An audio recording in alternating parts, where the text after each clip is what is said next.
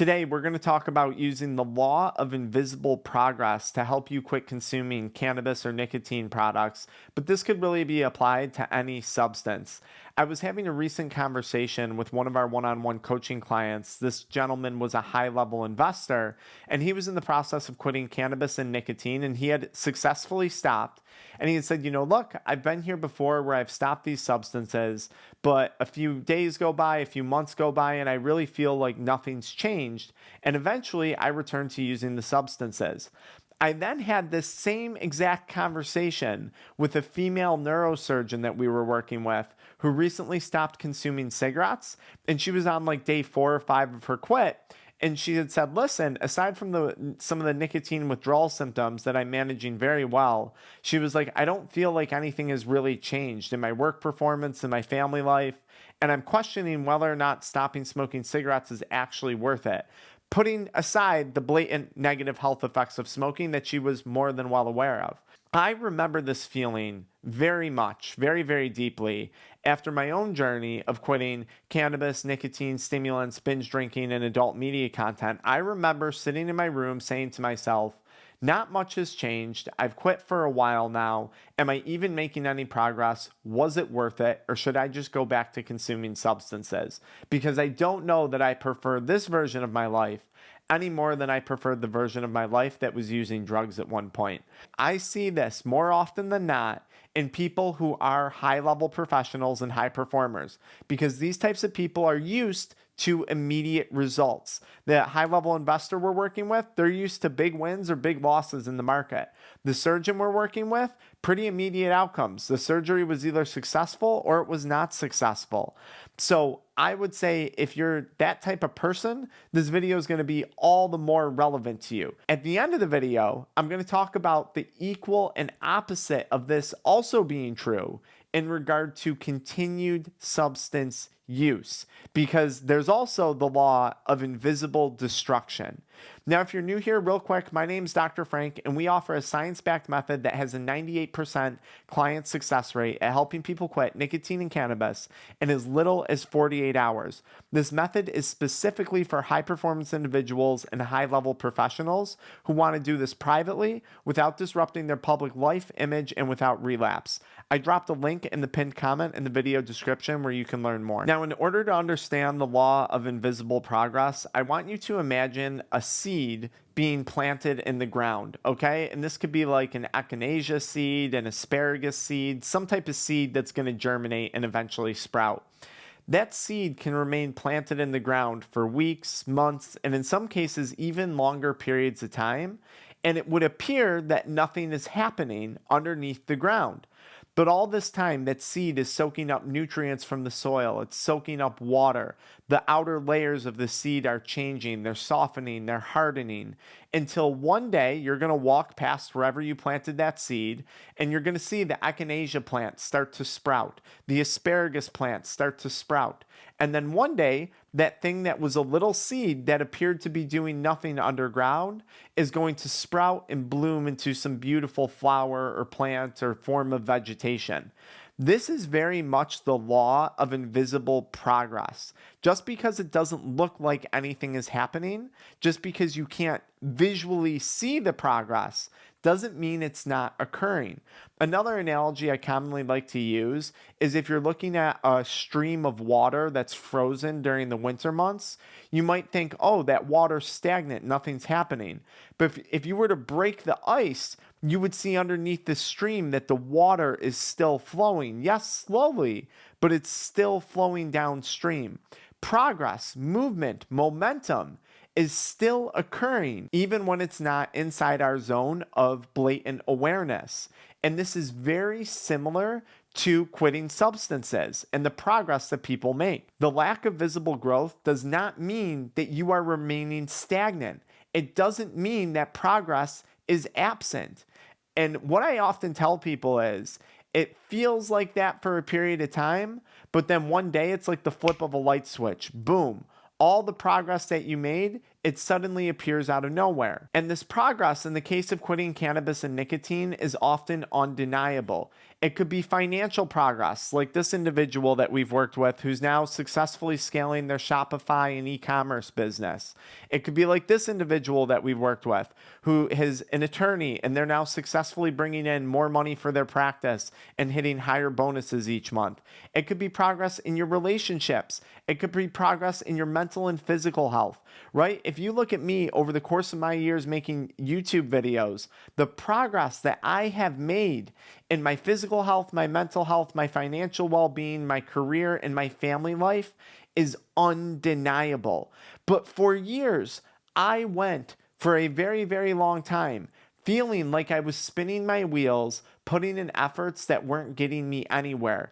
And then one day, like a light switch, I woke up and that progress was undeniable. You couldn't not see it. It was a matter of consistent efforts in good faith, repeated over and over and over again, that eventually resulted in a massive payout in multiple aspects of my life. But sadly, what I often see in sobriety is people call the game too soon.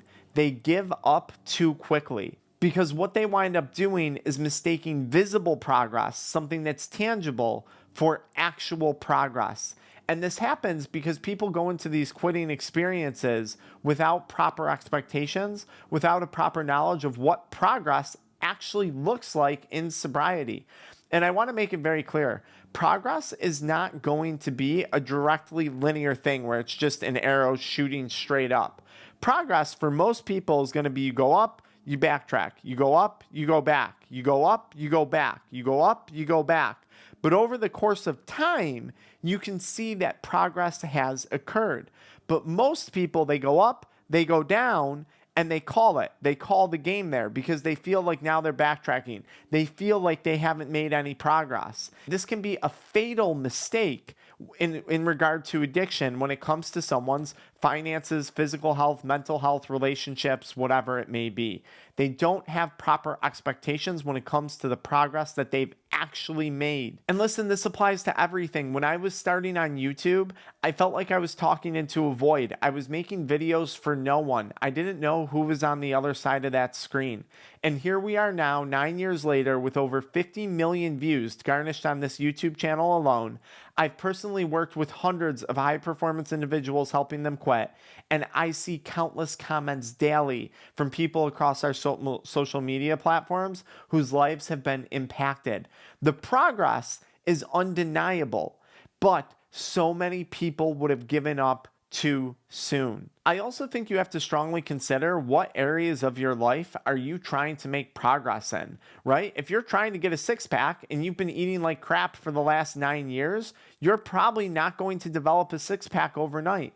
What is a realistic time frame for the progress that you're trying to make? If substances have damaged your relationships, your career performance, your finances, your physical health, you have to be realistic with yourself and ask yourself, what is a reasonable period of time that I should allow to assess whether or not actual progress has been made? I want to revisit the surgeon that I was working with. Like I said, she was on day 4 or 5 of quitting cigarettes, and she was like, I just don't know that I've seen that much progress. And I immediately said to her on our call, 4 or 5 days after you do a spinal fusion surgery on a patient, do you assess that surgery as being successful or unsuccessful on day 4 or 5? Like, how does a person feel 5 days after a spinal fusion? And it was like the light bulb moment hit her that she had been looking for. She was like, oh my gosh, no, we would never draw that assessment after 5 days. Sure, we're making sure there's not active infection or something like that, but we're not going to know the results until that person has gone through therapy, until they started to rebuild some of the muscles that we had to cut through, on and on and on. And I was like, right, you wouldn't assess the outcome of that surgery minimally until what, 12 weeks of healing time has been allotted to assess what that person can and can't do post-surgery. I explained to her quitting cigarettes, quitting substances is no different. And you're making the fatal mistake that I see high performers make all the time.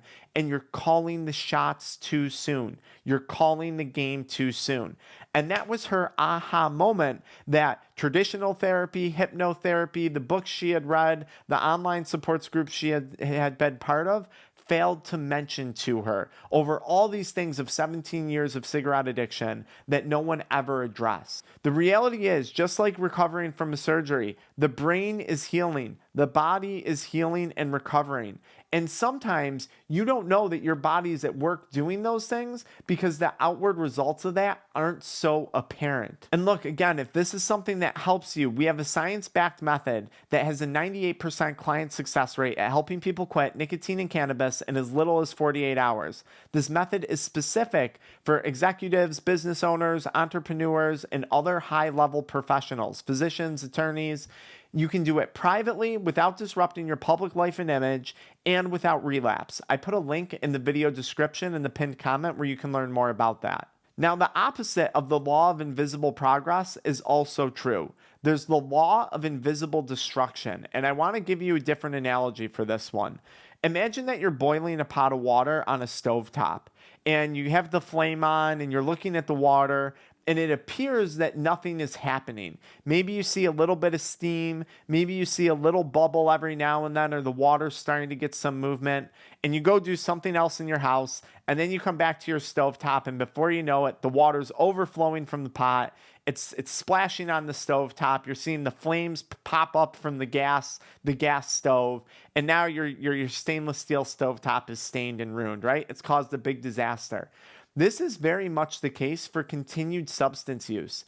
A lot of people, especially people who are successful, like financially, in their family life, whatever it may be, in their physical fitness, are using substances. They're not seeing the outward negative consequences of that substance use. And it's the traditional case of everything feels fine until one day it's not fine. And this is the law of invisible destruction. And we see it time and time again with substance use. This is particularly true of substances like cannabis and nicotine. I always say they're a very, very, very slow bleed. A lot of people are able to perform in their physical fitness, their careers, their family lives while using these drugs, but slowly the compounding effects of this substance use over the years catches up. And one day they wake up and they say, I was fine yesterday, and today everything's a mess. The water wasn't boiling a second ago, and now it's overflowed and ruined my stovetop and ruined my oven top. The law of invisible destruction is just as real as the law of invisible progress. And it's something that I don't want you to sweep under the rug and ignore because the consequences of it can be catastrophic. Whether it's good things or bad things, just because you don't feel like anything is happening doesn't mean that to be true. So I would encourage you to take action today before you reach that boiling point, because it's much easier to get ahead of this than it is to get behind it. So I linked a video right here where you're actually going to see me on a live client call helping someone who felt hopeless when it came to quitting cannabis after several years of addiction. So why don't you follow me right into that call? It's an awesome one.